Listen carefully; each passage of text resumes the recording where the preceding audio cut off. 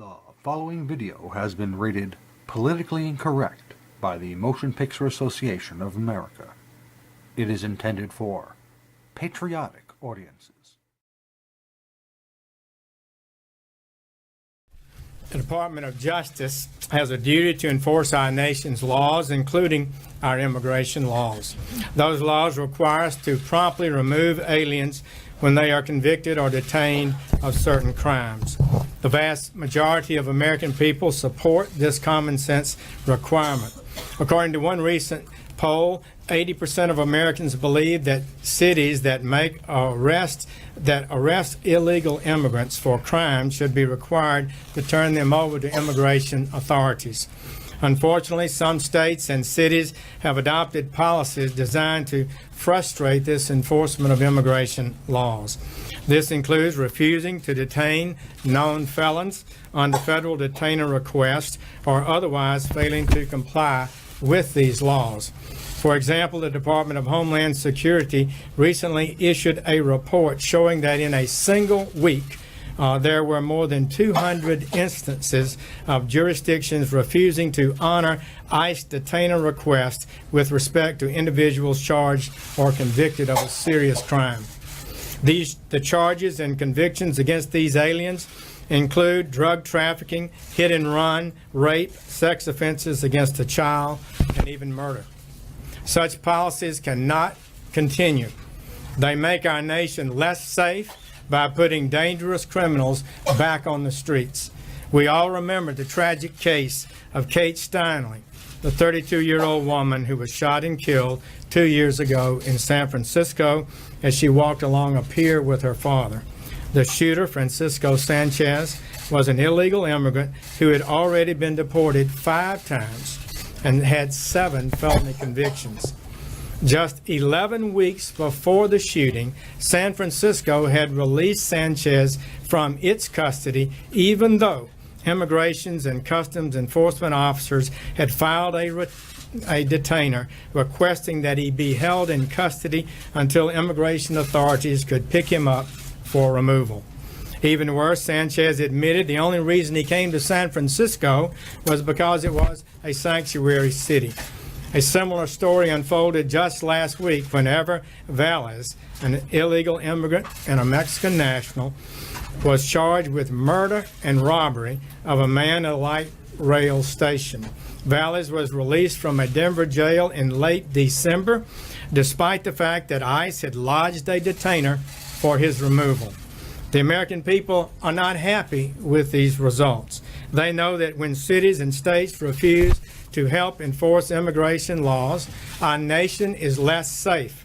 Failure to deport aliens who are convicted of criminal offenses puts whole communities at risk, especially immigrant communities in the very sanctuary jurisdictions that seek to protect the perpetrators. DUIs, assaults, burglaries, drug crimes, gang rapes, crimes against children, and murderers. Countless Americans would be alive today, and countless loved ones would not be grieving today if these policies of sanctuary cities were ended. Not only do these policies endanger lives of every American, just last May, the Department of Justice Inspector General found that these policies also violate federal law. The President has rightly said disregard for law must end. In his executive order, he stated that it is the policy of the executive branch to ensure that states and cities comply with all federal laws, including all immigration laws. Today, I'm urging states and local jurisdictions to comply with these federal laws, including 8 U.S.C. Section 1373. Moreover, the Department of Justice will require that jurisdictions seeking or applying for Department of Justice grants to certify compliance with 1373 as a condition of receiving those awards. This policy is entirely consistent with the Department of Justice's Office of Justice Programs guidance that was issued just last summer under the previous administration. This guidance requires state and local jurisdictions to comply and certify compliance with Section 1373 in order to be eligible for OJP grants. It also made clear that failure to remedy violations could result in withholding grants, termination of grants, and disbarment or ineligibility for future grants. The Department of Justice will also take all lawful steps to claw back any funds awarded to a jurisdiction that willfully violates 1373. In the current fiscal year, Department of Justice's Office of Justice Programs and Community-Oriented Policing Services anticipates awarding more than $4.1 billion in grants. I strongly urge our nation's states and cities and counties to consider carefully the harm they are doing to their citizens by refusing to enforce our immigration laws and to rethink these policies. Such policies make their cities and states less safe. Public safety as well as national security are at stake and put them at risk of losing federal dollars. The American people want and deserve a lawful system of immigration that keeps us safe and one that serves the national interest. This expectation is reasonable, just, and our government has the duty to meet it, and we will meet it. Thank you. In Montgomery County, Texas, Montgomery County, right up the road, there was a race in Maryland, at Rockville High School. Has anyone from the Department of Justice had any conversation with anyone in Montgomery County or Rockville, as they describe themselves as sanctuary county and city, and there's also a boatload of federal government in Montgomery County? Well, you know, Maryland is talking about a state law to make the state a sanctuary state. The governor is opposed to that, I'm glad to hear. That would be such a mistake.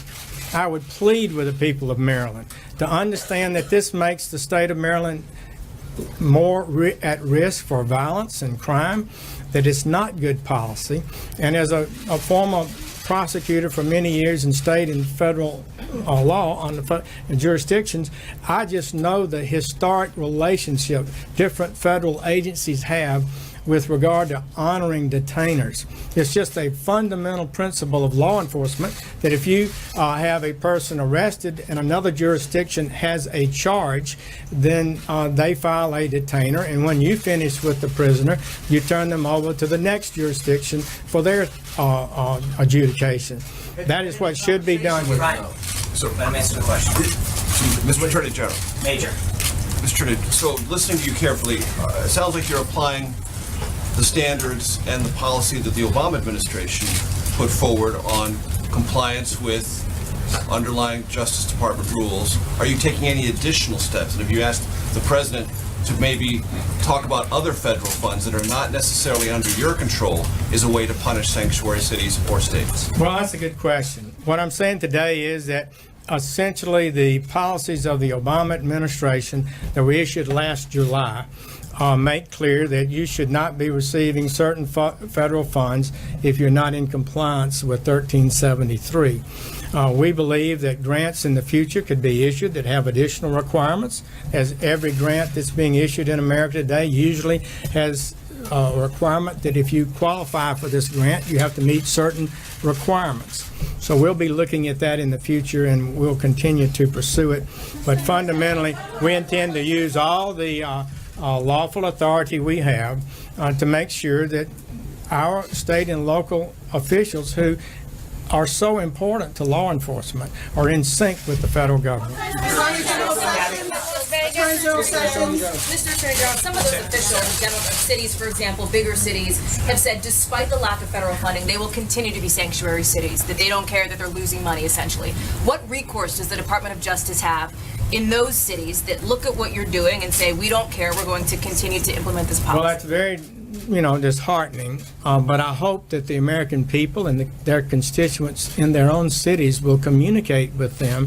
And as we continue a dialogue and a discussion, and as we continue to ensure that monies that go for law enforcement only go to cities who are participating in an effective, collegial, cooperative way with the federal government, that would also send a message. We have simply got to end this policy. Thank you all.